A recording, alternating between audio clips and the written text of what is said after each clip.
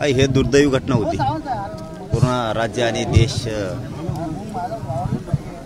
दुखावलेला आहे आणि आज आपण आलं पाहिजे म्हणून आम्ही परवा ठरवलं की आपण राजकोट किल्ल्यावरती जायचं, पाहणी करायची, भेट घ्यायची, दर्शन घ्यायचं आणि ते आम्ही घेतलं. परंतु इथं चर्चा करताना इथल्या बांधवांचं असं म्हणणं आहे काही की तो जो स्मारक आहे छत्रपती शिवरायांचा जो पुतळा आहे तो त्याच्यात काय मिलावट आहे त्या पुतळ्यामध्ये, म्हणजे फायबरची, ब्रॉन्झ आणि फायबर ते नसूल, त्याच्यामुळे काय असं म्हणजे शंका व्यक्त केली. आता ते सरकारनं बघितलं पाहिजे ते खरं आहे का कसं आहे. दुसरं त्यांचं एक असं म्हणणं आहे की पश्चिमेकडून वारा येतो मग पूर्वेकडं पडायला पाहिजे स्मारक पडलं तर ते पश्चिमेकच कसं पडलं, म्हणजे ह्या आता शंका आहेत. याच्यात राजकारण मात्र होऊ नये हे माझं प्रामाणिक मत आहे. याची बारकाईनं चौकशी सरकारनं केली पाहिजे की सत्यता काय आणि तो कॉन्ट्रॅक्टर ते कोण कोण आहेत ना त्यामधले आदले हे सोडले नाही पाहिजेत. माझं तर सरळ म्हणणं आहे कायद्यात बदल केला पाहिजे. महापुरुष कोणचे असो, जर असं काय घडलं ना त्याला आयुष्यभर जेलमध्ये सडला पाहिजे. 5 दिवस मध्ये गेला आणि 6व्या दिवशी घरी आला हे नसलं पाहिजे. सरकारचा इतका बारीक वाच महापुरुषांच्या स्मारकाबद्दल राज्यात असला पाहिजे, देशात पण असला पाहिजे. फक्त याच्यात राजकारण कोणी करू नये. कोणी काय शंका उपस्थित केल्या म्हणून त्याच ग्राह्य धरून न धरण्याऐवजी त्याच्यावरती काम करून ते शोधलं पाहिजे सत्य नेमकं काय. आणि पळून जातो कसं काय, कोण कॉन्ट्रॅक्टर आहे, कोणी नेता फेता बी असं एखाद्यामध्ये, कोणी तातडीनं करून घेतलं आहे का काय, कोणत्या नेत्यानं तातडीनं करून घेतलं नाही स्मारक तरी त्याचं नाव येतं आहे जाणून बुजून, असंही शोधलं पाहिजे. परंतु ज्याला नुसती खायचीच सवय लागली, दर्जेदार काम करायचं नाही, ह्यो कायम जेलमध्ये सडला पाहिजे. महाराष्ट्र बघतोय तुम्ही राजकारण करायला दोघंही, विरोधी पण ना सत्ताधारी पण. महाराष्ट्र बघतोय, तुम्हाला वाटत असेल तुम्ही लय शहाणे आहेत, तुम्ही एकमेकावर चिकलफेक करताय, आरडाओरडा करताय. छत्रपतींच्या जीवावरती कोणीही राजकारण करू नका. नसता जनता तुमचा कार्यक्रम लावणार आहे, आता सोडणार नाही, कारण तुम्ही उघडे पडायलात. राजरत्न आंबेडकर देखील आहेत आणि त्या दिवशी झालेला राडा आणि राजकारण याच्याबद्दल म्हणजे तुम्ही काही घोषणा देताना पण कार्यकर्त्यांना सांगितलं की राजकीय घोषणा किंवा समाजाच्या घोषणा कोणत्याही द्यायच्या नाहीयेत, तर राडाने आता हे सगळं गणित त्याच्यावरती काय प्रतिक्रिया आहे? आम्ही जनतेचं दैनंदिन जीवनातलं अडीअडचणी जाणणारे लोक आहेत, त्याच्यामुळे आम्हाला इथं घोषणा द्यायच्या नाहीत.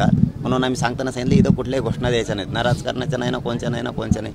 छत्रपती शिवरायांच्या बद्दल त्यांचं ते फक्त खुर्च्या मिळवण्यासाठी, मग त्यात कुणी असो, ती कोणी विरोधी पक्ष असो, सत्ताधारी असो, फक्त छत्रपतींचा वापर यांना सत्तेसाठी करायचा आहे. यांना दुःखच नाही आहे.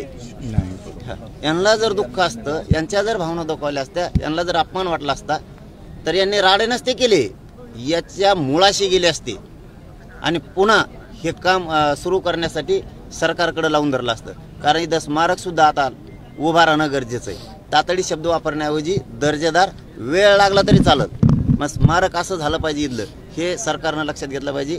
हे प्रचंड मोठं परंतु ते टिकाऊ. राजरत्न आंबेडकर आपल्या चांगल्यातून वाईटातून चांगलं होईल काय राजकीय शब्द असतात त्यांचे, मला इथे या जागेवर तर राजकारण करायचं. राजरत्न आंबेडकर आपल्या सोबत आहेत, काय नेमकी चर्चा झाली? आपण पुतळा पाहणी करत होतो एकत्रित. नाही, इथं कशी चर्चा होईल ते संदर्भ इथं नको जोडायला.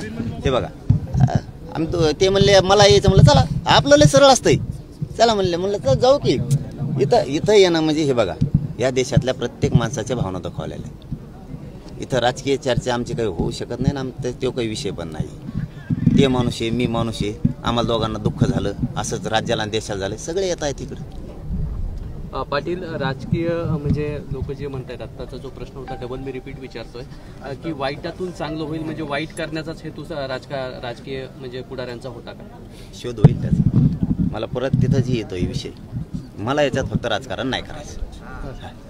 धन्यवाद.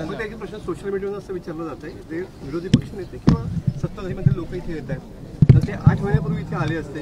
आज स्मारक बाबतीत घडली घटना म्हणून असं या ठिकाणी बघायला येत आहे, पण 8 महिन्यापूर्वी आले असते, जर पाहणी केली असती तर हा प्रश्न सुटला असता असं. अरे आले म्हणून काय झालं म्हणा, कोणी आला तरी, सत्ताधारी काय आला, विरोधक आला म्हणून काय झालं? तुम्ही रोज इथं झोपत होते, काय उपयोग झाला? मग असं जमन का? असं नसतो. दुःखित घटना झाली, माणूस इथं येणार आहे, सत्ताधारी पण येणार आहे, विरोधक पण येणार आहे, गोरगरीब पण येणार आहे, शेतकरी येणार आहे, इथले सगळे येणार आहेत. मग आला मग अशी भाषा वापरत असतात का कुणाला? आणि मग तर आम्हाला प्रश्न विचारले होते, वेगळे वेगळे उद्घाटन करून गेले मोदी साहेब. त्यांचा काय दोष? जिथं मी राजकारण करायचं म्हणून करत नाही, जिथं साप पडला की सोडित नाही. मग इथं आमच्या भावना दुखवल्यात, आमच्या पुतळ्याचं बघा, तुमचं राजकारण बंद करा. आमच्या स्मारकाचा शोध लागला पाहिजे, काय झालंय, कसं घडलंय, त्याच्यामध्ये खरंच काही मिक्स केलेलं होतं का, ते कॉन्ट्रॅक्टर कुठे आहे, त्याने दर्जेदार काम केलं का, इतक्या थोड्या दिवसात काय केलं, हे सगळ्या प्रश्नाचं उत्तर देऊन त्याला कायमचं जेलमध्ये टाकायचं.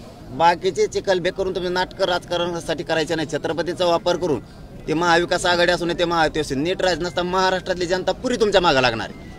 तुम्हाला वाटत असं आता मजेत चाललंय, तुमच्यात आंदोलन उभा करताय म्हणजे आम्ही जिरू, भाषा कळते ना दोघांना पण. तुम्हाला वाटत असं आम्ही 2 जण आंदोलन करून जिरू, हे विषय जिरत नसतो.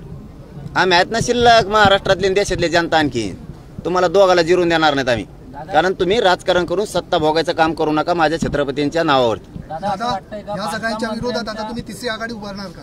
नाही, राजकीय बोलणारच नाही मी इथं मी राजांच्या चरणी आलो. मंत्र्यांच्या स्वीय सहायकाचा मित्र आणि मुख्यमंत्र्यांच्या मुलाचा मित्र अशी त्या 1 नंबर आरोपीची ओळख झालेली आहे. यामध्ये त्याला कुठेतरी वेळ काढूपणा केला जातोय का? तो पंतप्रधानाचा पाहुणा असला तरी जेलला कायमचा सडला पाहिजे, एवढं जनतेला माहिती. त्याचा मित्र आणि त्याचा मित्र कोणाचे मित्र फेतरावर इथं राज्य चालत नाही किंवा जनता चालत नाही. तुमचे कोणाचे मित्र असतील, हितसंबंध नसतील, आम्हाला त्याच्याशी देणं घेणं नाही. आमच्या भावना दुखावल्या त्याच्यामुळं तो जेलला पाहिजे आणि कायम सडल्याला पाहिजे. एबीपी माझा, उघडा डोळे बघा नीट.